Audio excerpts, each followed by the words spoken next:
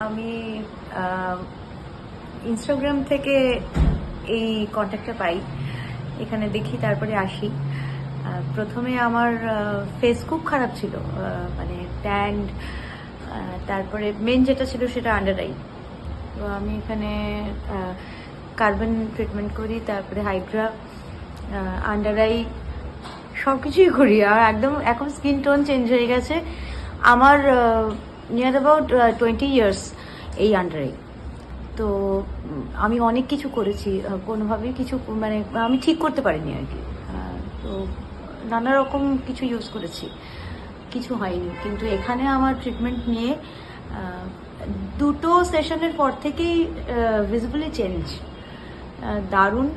আর এখন আমি আবার লেজার করছি, আমার ফেশিয়াল হেয়ার গ্রোথ প্রচণ্ড বেশি, তাই জন্য সেটা ঠিক করার জন্য আমি লেজার করছি। আমার দিদির ওপরে খুব ভরসা আছে, অরার ওপরে ভরসা আছে, তার জন্য আমি ট্রিটমেন্ট নিচ্ছি।